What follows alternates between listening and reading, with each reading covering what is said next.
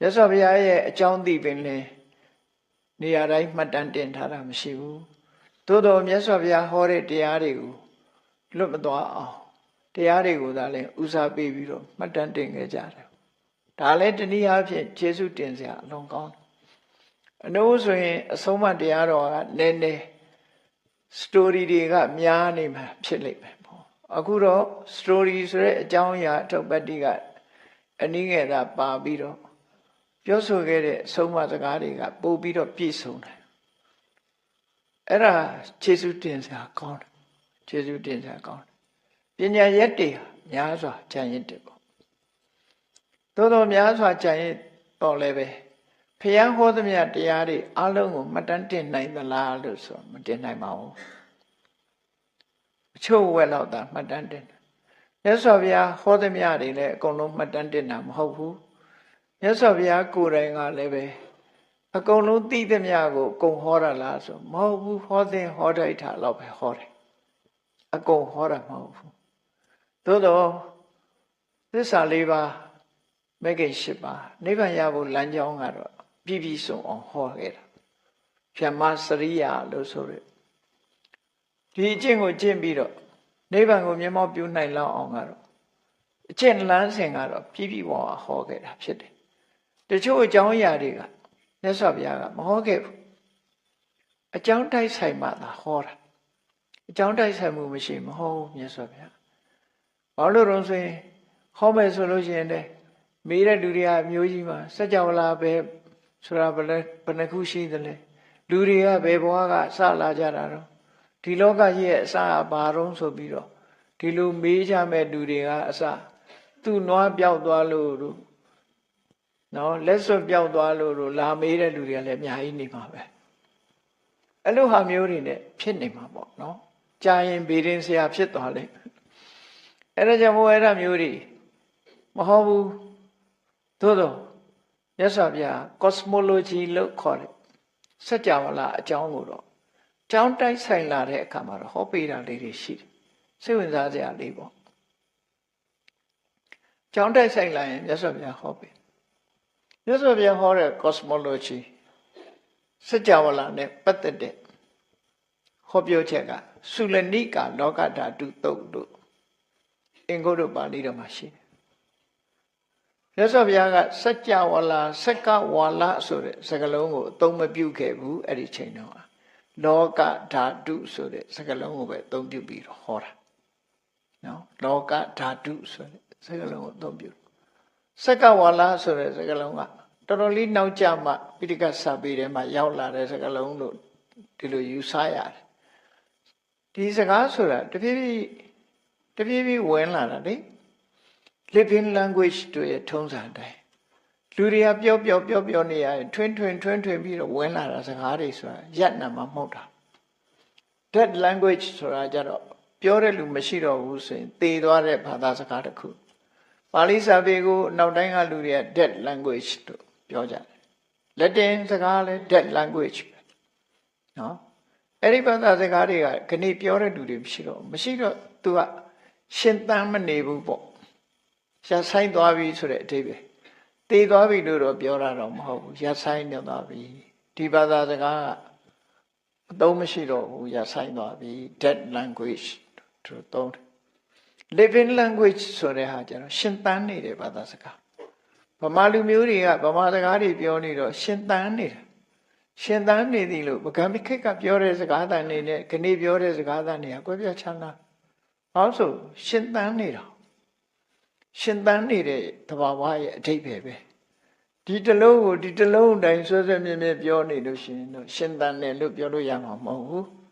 နော်ရှင်သန်နေတယ်ဆိုတာစကားလုံးတွေကတွီထွင်ပြီးတော့ပြောနေကြမှာပဲဖြစ်တယ်အဲ့တော့မြတ်စွာဘုရားကပထမဆုံးစัจ java လာအကြောင်းကိုဟောတဲ့အခါမှာလောကဓာတုဆိုစကားလုံးကိုအသုံးပြုပြီးတော့ဟောခဲ့တယ်အဲ့ဒီမှာဘာကြောင့်ဟောတာတော့လို့ဆိုတော့အမေးရှိလို့ဟောတာတကယ်ကတော့ဒီ cosmology ကိုမြတ်စွာဘုရားနိဗ္ဗာန်ရဖို့အတွက်ဘာမှပတ်သက်တာမဟုတ်သည့်အတွက်ကြောင့်ဟောလို့ရင်မဟုတ်ဘူးရှင်အာနန္ဒာက အရုဏဝတီသုတ်တံနဲ့ပတ်သက်ပြီးတော့မြတ်စွာဘုရားဟောတာမြတ်စွာဘုရားကအရုဏဝတီသုတ်တံမှာဝိတ္တပုမြတ်စွာဘုရားရဲ့တပည့်ယဟန်တော်တစ်ပါးအဲ့ဒီယဟန်တော်တစ်ပါးဟာသူကမြတ်စွာဘုရားရဲ့တိုက်တွန်းချက်အရာကောင်းကင်ယံကိုတက်ပြီးတော့တဘာပေါက်ဝင်စားပြီးတဲ့အခါမှာစัจ java လာကြားအောင်စัจ java လာတိုက်တည်ကြားအောင်သူကမြတ်စွာဘုရားဟောတဲ့ဂါထာလေးတစ်ပုဒ်ကိုကောင်းကင်ယံကနေရွတ်တယ်ယောဣမတ္တမိဓမ္မဝိနည်းအပ္ပမတ္တောဝိဟတတိပဟာယဇာတိတန္တရံဒုက္ခတန္တံဂရိတတိဓမ္မဝိနည်းဆိုတဲ့သာသနာတော်မှာတဲ့ကျိုးကျိုးဆာဆာနေမယ်ဆိုလို့ရှိရင်အထက်ထပ်မွေးဖွားပြီးတော့တန်တရားလဲရတဲ့တန်တရားကိုဆင်းရဲကနေပြီးတော့ဒီဒုက္ခကြီးကိုအဆုံးသတ်နိုင်မှာဖြစ်တယ်တန်တရားလဲရတဲ့ဒုက္ခကြီးကိုအဆုံးသတ်နိုင်မှာဖြစ်တယ်လို့ဒီအိဗယ်ပါတဲ့ခါထားလေးကိုဟောအဲ့တော့စัจ java လာ1000ကကြားအောင်သူကစัจ java လာ1000ကကြားအောင်ဒီမြတ်စွာဘုရားရဲ့ဝိတ္တပုမြတ်စွာဘုရားရဲ့တပည့်ကဒီလိုစွန့်နိုင်တယ်လို့ဆိုတော့ရှင်အာနန္ဒာကသိချင်တာအရှင်ဘုရားတဲ့သူက1000ကြားအောင်ပြောနိုင်တယ်မြတ်စွာဘုရားကဘယ်လောက်ကြားအောင်ပြောနိုင်တော့ဗျာဆိုတော့မြတ်စွာဘုရားကအာနန္ဒာသူကသာဝကငါကဗုဒ္ဓတူတာမှတ်လို့ပထမမပြောဘူးအဲ့တိုင်းပဲပြောတယ်နော်ဟိုကသာဝကပဲငါဗုဒ္ဓအဲ့ဒါကိုသိကျင်တော့ရှင်အနန္ဒာကပ်မေးတဲ့အခါကျတော့မြတ်စွာဘုရားမင်းစัจ java လာ3မျိုးအကြောင်းကိုကြားဘူးလားဆိုပြီးတော့ဟောတော်မူပါဗျာဆိုတော့အဲ့ကြတော့မှဟောတယ်စัจ java လာအကြောင်း3နော်စัจ java လာတွေဖွဲ့စည်းပုံကိုပြောလိုက်တာစัจ java လာဂရေတသိန်းအကြောင်းထီအောင်စัจ java လာ1000ကနေပြီးဂရေတသိန်းထီအောင်မြတ်စွာဘုရားအဲ့ဒီဂရေတသိန်းသောစัจ java လာတိတဟတိမဟာတဟတိလောကဓာတုလို့ဆိုတယ်လောကဓာတ်ကိုမြတ်စွာဘုရားဟာအတန်နဲ့လောကလူသားတွေအလုံးကြားအောင်ပြောနိုင်တယ်တဲ့ဘယ်ပုံကြားအောင်လုပ်တယ်လဲလူတွေဆိုတာလေဒီစัจ java လာဆိုတာအချိန်ချင်းလဲတူချင်မှတူမအောင်အိတ်တဲ့လူကအိတ်နေမှာလေရှိမှာနော်အိတ်တဲ့စัจ java လာအိတ်နေမှာနေလေဖြစ်နေတဲ့စัจ java လာနေလေညဖြစ်တဲ့စัจ java လာညမတူညီတဲ့အနေအထားမျိုးတွေရှိကြအဲ့ဒီအချိန်မှာအာလုံးတတိမူမိအောင်မြတ်စွာဘုရားမလုပ်လိုက်တော့ဆိုညခုံးမှာရှိတဲ့ညခုံးမွေးသုံးဖို့ဆန်းတော်မှာရှိတဲ့ဆံမဲညိုသောရောင်ခြည်တော်ကိုလွတ်ပြီးတော့လောကကြီးတစ်ခုလုံးကိုအမှောင်ချလိုက်တယ်လင်းနေတဲ့အချိန်မှာအမှောင်ချပြစ်လိုက်တဲ့အခါကျတော့အားလုံးကကြီးမားတဲ့အမှောင်တူကြီးကိုမြင်ပြီးကြောက်လန့်တကြားဖြစ်သွားနော်လင်းနေရကမှောင်သွားတယ်လို့သူဆိုမှောင်တဲ့နေရာလဲပိုးမှောင်သွားတယ်ဆိုဘာဖြစ်တာပါလဲဆိုလူတွေဟာလှုပ်လှုပ်ရွရွလှိုးထလာတဲ့အချိန်လေးမှာအုံနှလုံးမွေးညင်းဆိုတဲ့မြတ်စွာဘုရားရဲ့လက်ရည်ခွေပြီးတော့နေတဲ့မွေးညင်းလေးညခုံးတစ်ခုကြားမှာရှိတဲ့အုံနှလုံးမွေးညင်းကဖွေးဖွေးလှုပ်နေတဲ့ဩရတရောင်ခြည်တော်ကိုလွတ်လိုက်ကာမှာအမှောင်တူကြီးကပျောက်ကွယ်သွားပြီဖွေးလက်သွားတယ်အဲ့ဒီအချိန်လေးမှာမြတ်စွာဘုရားဒီတရားကိုဟောလိုက်တာအဲ့ဒီနီးနဲ့ဒီစัจ java လာမှာရှိတဲ့တရားတွေအားလုံးကြားအောင်လို့မြတ်စွာဘုရားကအတန်ပြုခဲ့တယ်လို့အဲ့ဒီလိုရှင်အနန္ဒာရဲ့မေးလျောက်မှုကြောင့် cosmology ဆိုတဲ့စัจ java လာအကြောင်းကိုဟောတာအရင်ကဟောထားဘူးလေပြည့်ပြည့်စုံစုံကတော့နော်သုရဏိကလောကဓာတုသုတ်ဆိုတာရှိတယ် အဲ့တော့အခုကဒါပြောလို့ရင်မဟုတ်ဘူးမြတ်စွာဘုရားမဟောတာတွေအများကြီးရှိတဲ့အကြောင်းနော်ဟောတာတွေလည်းရှိတဲ့အကြောင်းအဲ့ဒါလို့မြတ်စွာဘုရားဟောသမျှတရားတော်တွေကိုအကုန်လုံးမှတ်တမ်းတင်နိုင်တာမဟုတ်ဘူးဟောတာကလည်းအလွန်နည်းတယ်အကျိုးရှိတဲ့အခါအကြောင်းတိုက်ဆိုင်လာမှဟောတာဖြစ်လို့အဲ့ဒီတရားတော်တွေကိုမှတ်တမ်းတင်ပြီးတော့ထားတာအခုအဲ့ဒီမှတ်တမ်းတင်ထားတဲ့ထဲမှာမြတ်စွာဘုရားတရားကိုသာလည်းမှတ်တမ်းတင်တာမဟုတ်ဘဲနဲ့အခုလိုယန္တာပုဂ္ဂိုလ်တွေဟောသွားတဲ့မှတ်သားလိုက်တဲ့တရားတွေနတ်တွေပြမာတွေလျှောက်ကြားသွားတဲ့မှတ်သားလိုက်တဲ့တရားနဲ့ပတ်သက်တဲ့စကားတွေဒါတွေအလုံးကိုမှတ်တမ်းတင်ထားမှတ်တမ်းတင်ထားတဲ့ထဲမှာအခုထေရဂါထာဆိုတဲ့ကျမ်းကမထေမြတ်တို့ရဲ့အမတ်တရားစကားများဆိုတာမှတ်တမ်းလုပ်ထားတော့ဘုန်းကြီးတို့တွေအခုကြားနာခွင့်ရတယ်အဲ့တော့ကင်္ခာယေဝရဆိုတဲ့ကိုတော့မှတ်တမ်းတင်တဲ့အခါမှာအတေကရာတွေကသူဟာဘယ်မျိုးသားလဲလို့ဆိုရင်တာဝတိမျိုးသားတဲ့တာဝတိမျိုးတဲကပတ်စံချမ်းသာတဲ့မျိုးရိုးတဲကနေပြီးတော့လူဖြစ်လာတဲ့ပုဂ္ဂိုလ်စေတော်အကြောင်းမြတ်စွာဘုရားကြွရောက်သတင်းသုံးတဲ့အချိန်မှာတာဝတိမျိုးသူမျိုးသားတွေကမြတ်စွာဘုရားစီသွားပြီးတရားနာကြတယ်အဲ့ဒီတရားနာတဲ့တရားနာပရိသတ်ထဲမှာသူပါသွားတယ်ပါသွားပြီးတရားနာလို့သူဟာကြီးညိုတရာပွားပြီးတော့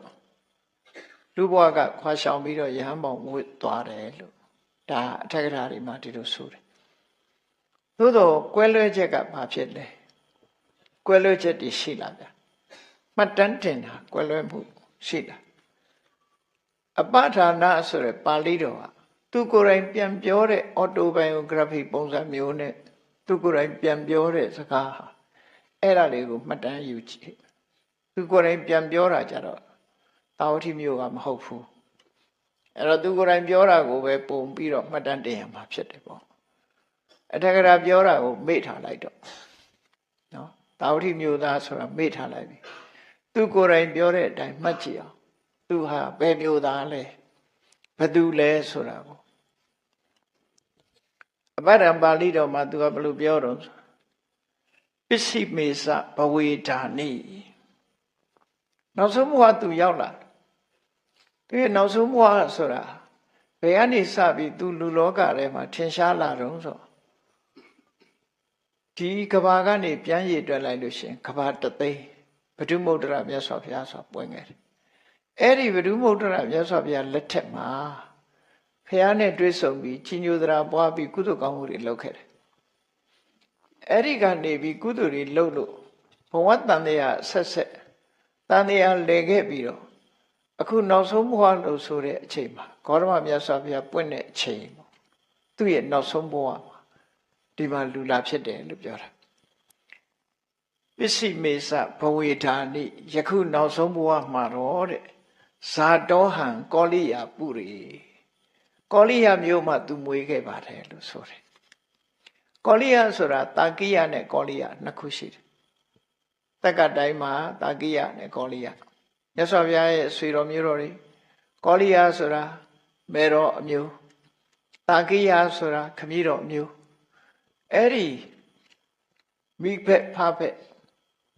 အမျိုးတွေကအမေဘက်ကအမျိုးကောလိယမြို့မှာသူဟာမွေးဖွားခဲ့သူဖြစ်တယ်ဆိုတော့ကောလိယမှာဆိုရင်တော့သူက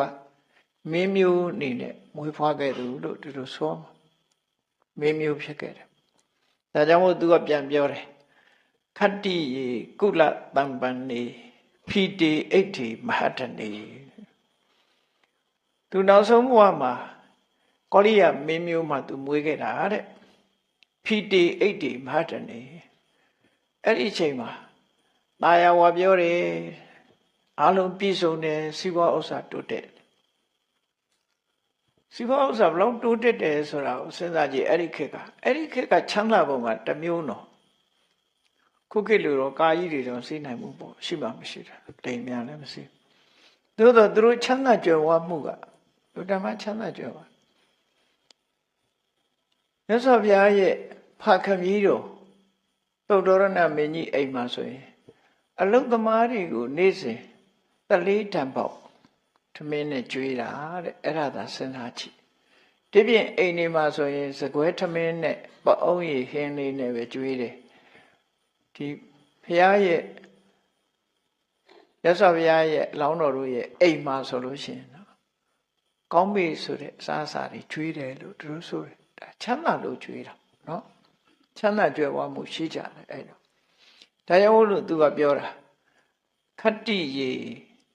ကုလတံပန်နေတကယ်ကိုဆွေကြီးမျိုးကြီးမင်းစိုးရာစာမျိုးတွေမှာတဲ့ဖီတီဟောပြောတယ်သားရတယ်အိတ်တီပြည့်စုံတယ်မဟာတဏီဥစ္စာဒနာကြွယ်ဝချမ်းသာတယ်ဆိုတဲ့အမျိုးမှာသူဟာလူဖြစ်ခဲ့တာပါလို့ဒါသူ့ဘဝသူပြန်ပြောပြတဲ့စကားပဲအဲ့ဒါလို့ပြောပြီးသူဆက်ပြောတာယထာကပိလဝဋ္ထုသမိဗုဒ္ဓောဓမ္မမထေတယိမြတ်စွာဘုရားဟာကပိလဝမြို့ကိုကြွလာတာပရမကျိန်ကြွတာရှိတယ်ပရမကျိန်ကြွတာဆိုလို့ရှိရင်ဖျားဖြစ်ပြီးတဲ့နောက်တစ်နှစ်အကြာတစ်နှစ်ကြာတပေါင်းလာပြီမှာတပေါင်းလာပြီတော့တဲကနေစပြီးခရီးထွက်ပြီး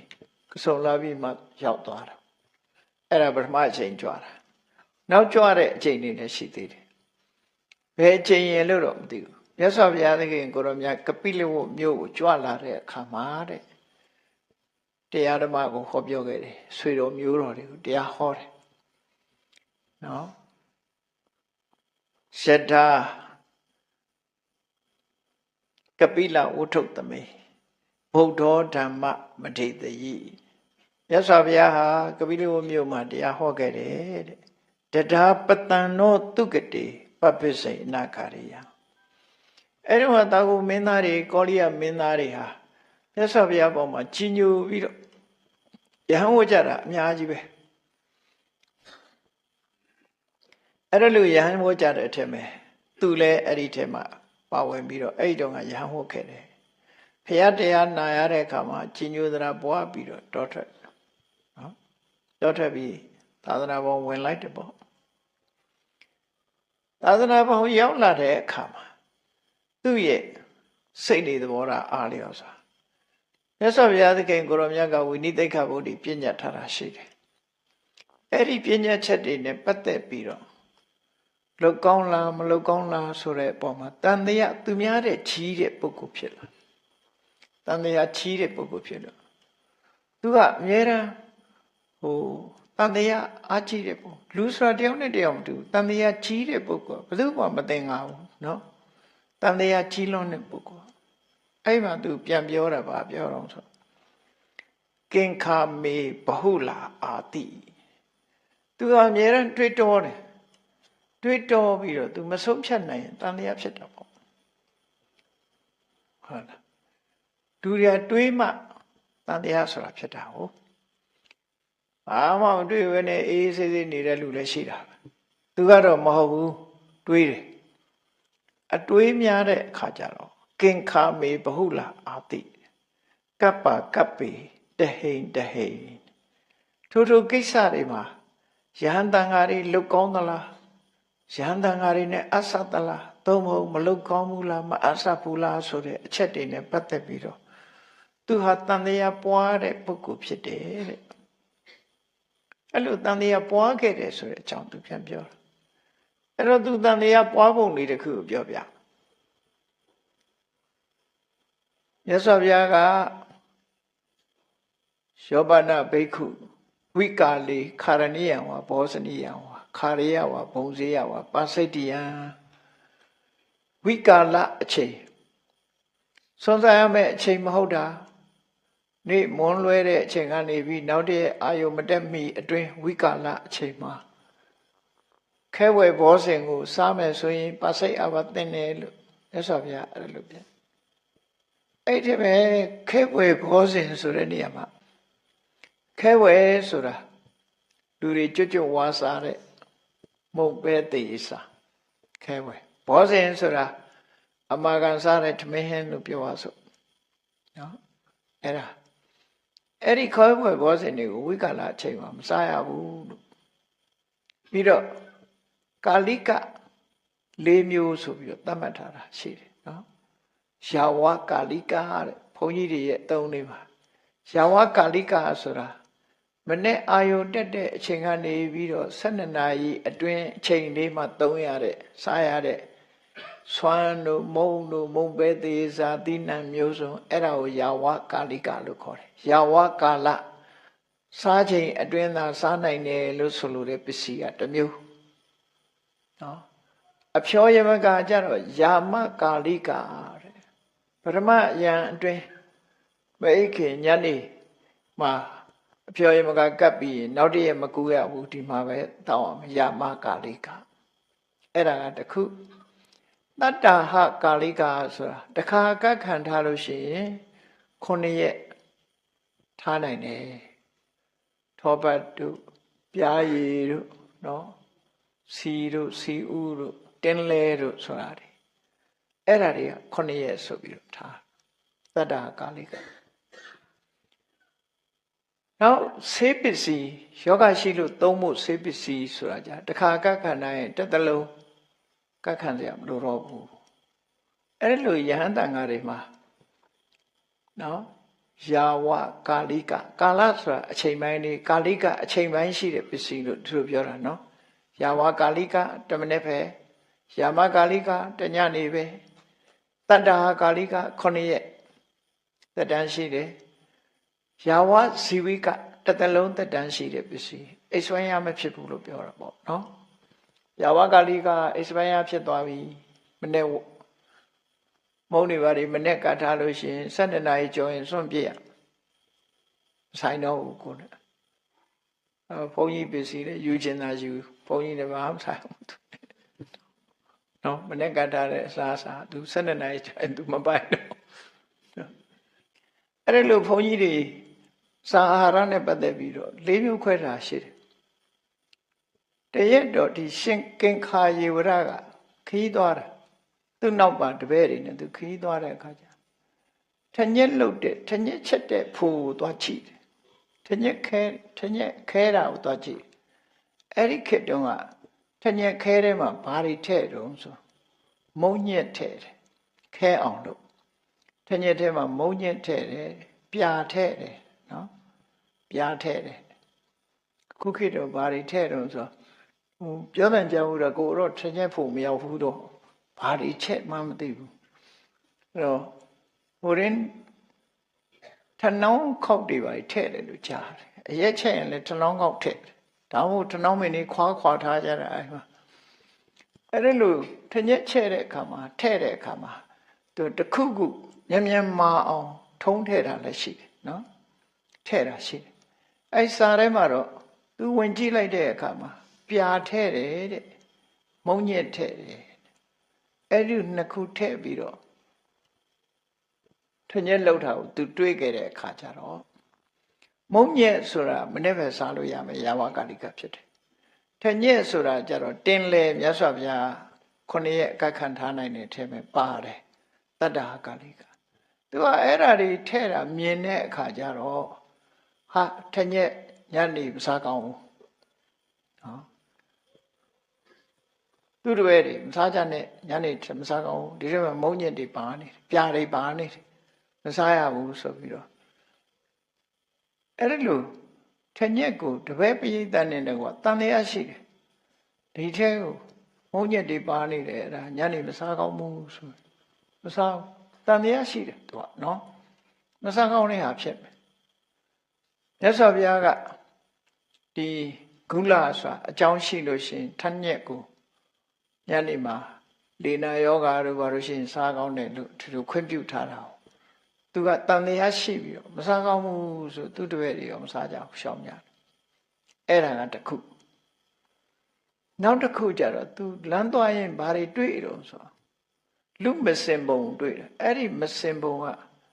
ကလားဆိုတော့ကလပဲတွေပဲနောက်တွေစပြီးတော့ပါထားတဲ့မစင်ပုံဖြစ်တယ်။အဲ့ဒီမစင်ပုံတွေကပဲနောက်ပင်ကြီးကပေါက်တယ်ပေါက်တော့သူကတွေးတယ်ဟာပဲနောက်တည်းကစားပြီးတော့လည်းပဲအပင်ပြန်ပေါက်တယ် လူဖိုက်တဲ့ရောက်ပြီးတော့လည်းပင်ပေါက်တယ်အဲ့တော့ပဲနောက်တွေလည်းမစားထိုက်ဘူးမုတ်ကဆိုနော်အဲ့ပဲနောက်လည်းမစားကောင်းဘူးဆိုပြီးတော့သူကအဲ့လိုတန်တရားနဲ့သူ့တွေလည်းမစားဘူးသူလည်းမစားဘူးတန်တရားရှိလို့ရှောင်းတယ်အဲ့တော့မြတ်စွာဘုရားစီရောက်တဲ့အခါကျတော့သူ့ရဲ့တန်တရားတွေနဲ့ဖြစ်တော့မြတ်စွာဘုရားဘာပြောတော့ဆိုယဟန်တွေကိုမေးတယ်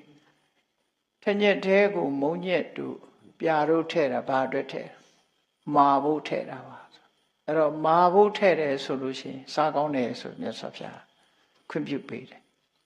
ဥပဒေပြန်ပြညတ်ပေးရတယ်သူတန်တရားဖြစ်နေနောက်ပဲနောက်ပင်ကဖိုက်ထဲရောက်ပြီးတော့အစာချေလို့စွန့်တဲ့အခါမှာပြန်ပြီးတော့အပင်ပေါက်တယ်လို့သူကယုံတာအဲ့တော့မြတ်စွာဘုရားအဲ့ဒါကြတော့ကဲစားပြီးတဲ့ပဲနောက်စေးကပေါက်သည်ဖြစ်စေမပေါက်သည်ဖြစ်စေပဲနောက်စားကောင်းပါတယ်လို့ဆိုပြီးတော့ပြန်ရှင်းပြအဲ့ဒါသူတန်တရားနဲ့ပတ်သက်တဲ့ဝိထုဇာလံနှစ်ပုဒ်ပဲသူများလို့မဟုတ်ဘူးသူကကြံ့ကြံ့ဖမှန်တန်တရားဖြစ်တဲ့ပုဂ္ဂိုလ်လို့ဒါကြောင့်မို့အဲ့ဒီကစပြီးသူ့ကိုဥကင်္ခာယေဝရလို့ခေါ်ကြတယ်တန်တရားကြီးတဲ့ကိုရောဆိုပြီးတော့သူအဲ့လိုခေါ်ကြတယ်အဲ့ဒီလိုကနေပြီးတော့နောက်ပိုင်းကတော့သူတရားဓမ္မကျင့်ကြံကြုတ်ကိုအထုတ်တော့ရဟန္တာတော့ဖြစ်မှာပေါ့နော်အဲ့ဒါကိုသူပြန်ပြောပြတာကင်္ခာမေဘဟုလာအာတိသူကတန်တရားတွေကြီးခဲ့တယ်ကပ္ပကပ္ပေတဟိန်တဟိန်ထိုကိစ္စတွေမှာဒါရဟန်းတော်တွေအတွက်အသတ္တလားမအသဘူးလားဆိုတာနဲ့ပတ်သက်ပြီးတန်တရားတွေဖြစ်တယ်သဗ္ဗန္တံဝိနေယဘုဒ္ဓောထေတ္တဝဓမ္မမုဒ္ဓမံမြတ်စွာဘုရားသခင်ကိုရောမြတ်ကအကောင်းဆုံးဒေသနာတရားကိုဟောပြောပြီးသူ့ရဲ့တန်တရားတွေကိုဖယ်ရှားပေးခဲ့ပါတယ်မြတ်စွာဘုရားကိုကျေးဇူးတင်တယ်ပေါ့။လို့ဆိုသူတန်တရားတန်းလန်းနဲ့လောက်ကောင်းသလားမလောက်ကောင်းဘူးလားနဲ့အဲ့ဒါလိုဖြစ်ခဲ့တယ်တဲ့။သူပြန်ပြောပြတာနော်။အဲ့ဒီလိုတန်တရားကင်းအောင်ဘုရားကရှင်းပေးလိုက်တဲ့အခါမှာစိတ်ချမ်းသာမှုရသွားတယ်။ချို့ကြတော့ကိုယ်တီလာလေးကိုကိုယ်ဆင်ရင်ကိုယ်တီလာကိုစင်ကြယ်ခြင်းတဲ့အခါကျတော့ရဟန်းနေမှာဝိနည်းကုတ်ကုတ်စာဆိုတဲ့တန်တရားဖြစ်တတ်တယ်အဲ့ဒါတကယ်စင်ကြယ်အောင်လုပ်ချင်တဲ့ပုဂ္ဂိုလ်ကြတော့အဲ့ဒါအနောက်ရှက်ကြီးတစ်ခုပဲနော်ငါတီလာစင်မစင်ကြယ်လားတန်တရားတွေဖြစ်တယ်အဲ့ဒါလို့တန်တရားတွေများပြီးတော့ဒုက္ခရောက်တတ်တယ်ပေါ့တချို့လဲဘုန်းကြီးတွေကဘုန်းကြီးဘဝနဲ့နေအာဘကရှိတော့တန်တရားတွေများလာတဲ့အခါကျလူထွက်ကြတဲ့ကိုယ်တော်တွေလည်းရှိနော်တန်တရားကြောင့်လူထွက်တာသူတို့ကိုယ်တီလာကိုအားမရတဲ့အခါလူထွက်လိုက်ကြတယ်အဲ့ဒါလို့ဒီမြန်မာပြည်မှာအစဉ်လာတစ်ခုရှိတယ်ဆရာတော်ကြီးတွေအစဉ်လာတစ်ခုဖြစ်ဘာဖြစ်လဲဆိုလို့ရှိရင်ပြန်တော်မူကန်ဒီကြတော့ဖိုးသူတော်ဝတ်လိုက်ကြတာနော်ဘာဖြစ်လို့ဖိုးသူတော်ဝတ်တော့ဆိုရဟန်းဘဝမှာအာဘတ်ဆိုတာတင့်တတ်တာမတိဘဲနဲ့တင့်နေတဲ့အဘမျိုးကလည်းရှိတတ်တယ်မြတ်စွာဘုရားဟောတယ်အဘတန်လန်းနဲ့သိလို့ရှိရင်ငရဲနဲ့တိရစ္ဆာန်တစ်ခုခုပဲလို့ဟောထားတော့ကြောက်တယ်ကြောက်တော့ဘုန်းကြီးဘုရားမှာနေလို့ရှိရင်ဒီတိလားမစင်ကြယ်လို့ရှိရင်ငါတို့ဘုရားအဆင်မပြေဘူးအဲ့တော့10ပါးလေးနဲ့ပဲနေတော့မယ်9ပါးလေးနဲ့နေတော့မယ်ဆိုသေမဲ့ယောဂဖြစ်လာပြီဆိုကျွတ်တင်ပြီးလူထွက်ပလိုက်ကြမသေးလို့ရှိရင်ဖိုးသူတော်တန်လန်းဖြစ်နေကြနော်တည်သွားရင်တော့ကိစ္စမရှိဘူးအဲ့ဒါမြန်မာရာဇဝင်မှာရှိတယ်မြန်မာရာဇဝင်မှာရှိတယ်လူကိုလဲကြတယ်ဆိုတဲ့အစဉ်လာလေးတစ်ခုရှိတယ်နော်တေကနီးမှာဆိုရင်အဘတန်လန်းနဲ့မသေးခြင်းလို့လူကိုလဲပြီးတော့၅ပါးသီလလေးနဲ့သေချတယ်တန်တရားကြောင့်မို့လို့အဲ့ဒါလို့လုပ်တယ်နော်အဲ့ဒီမှာရှင်ကင်္ခာယေဝရဟာလည်းပဲနေမတိထိုင်မရှိလို့ပဲဟိုဟာလေးဆိုရင်အမအကလာလုံးမလုံးကောင်းရင်လားဒါလေးရောသိက္ခာပုဒ်များထိနေမလားသူစိတ်ထဲမှာအဲ့လိုတန်တရားတွေကအလွန်ကြီးနေတော့မြတ်စွာဘုရားကအဲ့ဒီတန်တရားတွေကိုဖျောက်ပြီးတော့ဟောပြီးအဲ့လိုပုဂ္ဂိုလ်မျိုးတွေရှိတယ်ဘုရားလက်ထက်တုန်းကသိက္ခာပုဒ်150 229သွယ်တဲကကဏ္ဍနဲ့တက်ပြီးပြောလို့ဆိုရင်140ကျော်လေးပဲရှိတယ်အလုံး150ထားသိက္ခာပုဒ်150နဲ့ပတ်သက်ပြီးတော့ အလေးနဲ့ထားပြီးဆင်ញင်သုံးသက်တဲ့ကိုရောတပါးဖះသွားလျှောက်တယ်ရှင်ဘုရားတဲ့သိက္ခာပုဒ်တွေကအများကြီးတယ်150ကျော်ရှိတယ်ဒီတော့မကျင့်နိုင်ဘူးတဲ့အဲ့ဒါတွေမကျင့်နိုင်တော့ဘူးတဲ့များလွန်အကြီးတယ်မလိုက်နိုင်ဘူးတဲ့အကုန်လုံးဆိုတော့မြတ်စွာဘုရားအဲ့ဒါဆိုရင်အဲ့ဒီသိက္ခာပုဒ်တွေအများကြီးမလိုက်နိုင်ရင်မင်းတစ်ခုတည်းပဲထိမ့်မို့ကွာတဲ့ဘာထိမ့်ရမှာတော့မင်းစိတ်ကလေးပဲထိမ့်လို့ပြောတယ်အဲ့တော့စိတ်ထိမ့်လိုက်ရင်လည်းအကုန်ပြီးပါတယ်လို့ဆိုလို့တန်တရားပေါ့နော်တန်တရားဘုန်းကြီးဆိုတာကသင်္ကန်းအသစ်လေးရလာတဲ့အခါမှာလည်းအဋ္ဌံတင်ထားရတယ်မတင်မဲတဲ့ဒီတိုင်းထားလို့10ရက်ကျော်သွားရင်အဘသစ်များသင်္ကန်းအသစ်ကလေးကိုဝတ်လို့ရှိရင်လည်းဘိန္ဓုထိုးတယ်ဆိုအပြောက်ကလေးချရတယ်အဋ္ဌံတင်ရတယ်အဲ့ဒါမလုပ်ဘဲနဲ့ဒီတိုင်းဝတ်ရင်လည်းအဘကဖြစ်ပြန်ရောဒါကြောင့်မို့လို့ဒုံလဘဝတ်တဲ့လူတွေပြောတာမင်းတို့ဘာလို့အကုသိုလ်ဝင်းယူချင်တာတော့ဒီတိုင်းနေလည်းပဲနိဗ္ဗာန်ရောက်ပါတယ်လို့နိဗ္ဗာန်ရောက်ပါတယ်ဘုန်းကြီးအကောင်းထင်ပြီးဝတ်နေကြတယ်အဲ့တော့ဒုံလဘကိုဒါမှအားမပေးဘူးလို့ဘာလို့လဲဆိုရင်တချို့ကဒုံလဘရဟန်းခံပြီးတော့ပတ်စံနေလဲကိုင်နေကြညနေလဲအစာတောက်တွေကိုင်နာတယ်တခါတလေဒီလာကြတဲ့ဒုံလဘတချို့တွေပေါ့နော်အဲ့တော့သိက္ခာပုဒ်တွေကတိမ်ကထွက်ကြတဲ့ပတ်စံလူခံလိုက်ပြီးသွားပြီ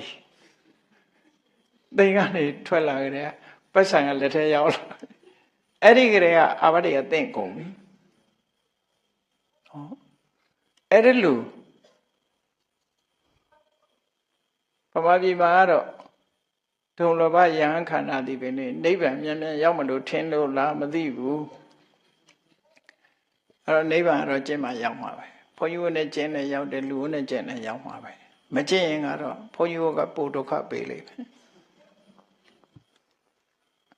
အဲ့ဒီလိုတန်တရားတွေရှိလာလို့တန်တရားကင်းအောင်ဆိုပြီးတော့ဟောတာဟောတဲ့အခါကျတော့မှသူမြတ်စွာဘုရားကိုကျေးဇူးတင်တယ်တတောဟံတိဏ္ဏတန်တာရောတဒါဇာနဒုက္ခေရတောတန်တရားကင်းသွားတဲ့အခါစိတ်နှလုံးအေးချမ်းသွားပြီးတော့သမထကျင့်စဉ်တစ်ခုကျင့်လိုက်တဲ့အခါဇံကိုအခြေခံပြီးတော့သူဟာနော်ဇံကိုအခြေခံပြီးတော့ဝိပဿနာတရားအားထုတ်လိုက်တဲ့အခါယ ahanan ဖြစ်သွားတယ်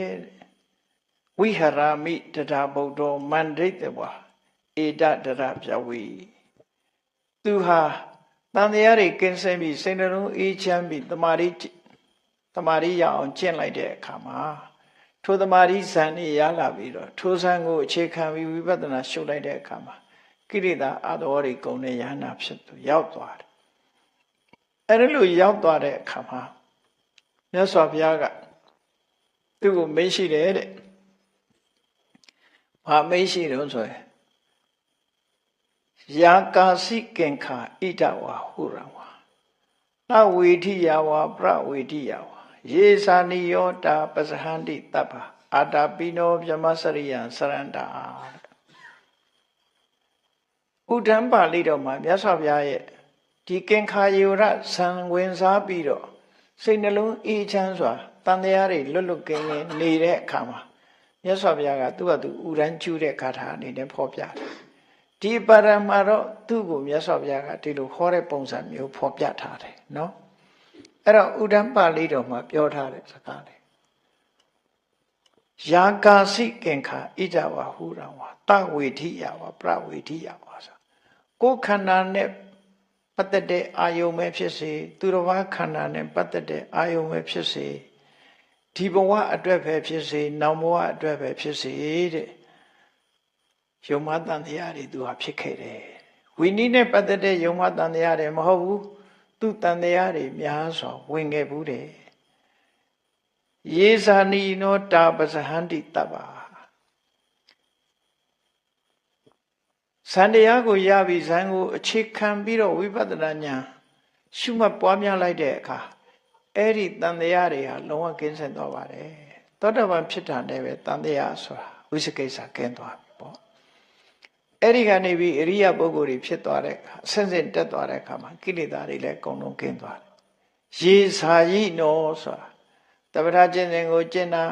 ဝိပဿနာတရားအထုတ်တာဇာယိနောနော်တမထကိုအာရမဏုပနိစ္စံလို့ခေါ်တယ်ဝိပဿနာကိုလက္ခဏုပနိစ္စံလို့ခေါ်တယ် အနေစာဒုက္ခအနတ္တရှုပြီးတော့အဲ့ဒီတန်တရားတွေအလုံးကိုကျော်လွှားနိုင်အောင်အာတာပိနောဗြဟ္မစရိယံစရန္တာချိုးချိုးဆာဆာမဂ္ဂင်၈ပါးကိုပွားများအထုတ်တဲ့နော်ရှုမှတ်ပွားများတဲ့ပုဂ္ဂိုလ်တွေဟာအဲ့ဒီယုံမတန်တရားအလုံးကိုဖယ်ရှားနိုင်ပါတယ်လို့မြတ်စွာဘုရားဒီလိုဟောတာသူနဲ့ဆက်ဆက်ပြီးတော့ဒီလိုဟောလိုက်တယ်နော်အဲ့ဒါလို့ဆက်ဆက်ပြီးဟောပြီးရှင်ကင်္ခာယေဝရနဲ့ပတ်သက်ပြီးမြတ်စွာဘုရားသူဟာမြတ်စွာဘုရားဝင်စားတဲ့ဇန်တွေကိုနောက်လိုက်ပြီးတော့သူဟာလည်းပဲအမြဲတမ်းဇန်ဝင်စားပြီးတော့နေလေးရှိတယ်။ရဟန္တာဖြစ်သွားတဲ့အခါမှာသူစိတ်နှလုံးအေးချမ်းစွာဇန်ဝင်စားပြီးဒိဋ္ဌဓမ္မဒုက္ခဝိဟာရလို့ခေါ်တဲ့မျက်မှောက်ချမ်းသာမှုကိုခံစားအဲ့ဒီအခါမှာမြတ်စွာဘုရားကရဟန်းတော်တွေရဲ့ထူးချွန်တဲ့အတိမတ်ပြုထူးချွန်တဲ့ဂုဏ်ကြီးတွေကိုအတိမတ်ပြုဟောကြားတဲ့အခါမှာနော်သူ့ကိုဇံဝင်စားတဲ့နေရာမှာထူးခြားတဲ့ပုဂ္ဂိုလ်တူအနေနဲ့ဧတရက်ွယ်တူနဲ့ချီးကျူးမြောက်စားခဲ့တာဖြစ်တယ်ပေါ့အဲ့ဒီမှာတတောသာနရတံဒိဋ္ဌဝါသူဟာအမြဲတမ်းဇံဝင်စားနေတဲ့အချိန်မရွေးသူကြည့်လိုက်ရင်ဇံဝင်စားနေတယ်သူကြည့်လိုက်တိုင်းဇံဝင်စားနေတယ်အဲ့ဒါလို့ဇံဝင်စားမှုတွေကိုလေ့ကျင့်ပြုထားတယ်သူ့ကိုတွေ့တဲ့အခါမှာဖုဒ္ဓောလောကန္တကုမှုနိဇာယိနံဘိက္ခုနံအခောပညာပေးတိမဟာမတိကြီးမားသောဉာဏ်ရှိတော်မူတဲ့လောကရဲ့အဆုံးကိုရောက်ရှိတော်မူတဲ့မြတ်စွာဘုရားသခင်ကိုရောမြတ်ဟာတဲ့သူ့ကိုဇံဝင်စားတဲ့ပုဂ္ဂိုလ်တွေထဲမှာထူးချွန်ဆုံးပုဂ္ဂိုလ်တစ်ပါးအဖြစ်ချီးကျူးမြောက်စားမှုပြုခဲ့ပါတယ်ဆိုတာလေသူ့ကိုပြန်ပြောပြတာနော်အဲ့ဒါလို့ပြန်ပြောပြီးတော့သူ့ရဲ့အမှတ်တရစကားလေးကဘာပြောလဲဆိုပညာဣမံပတ္တတထာဂတာနာသူ့အမှတ်တရစကားကမြတ်စွာဘုရားကိုသိကျေးဇူးတင်တာသူအနုဆိုသူ့ဘဝမလွယ်ဘူးလေဟိုဟာလဲတန်တရားဒီဟာလဲတန်တရားနဲ့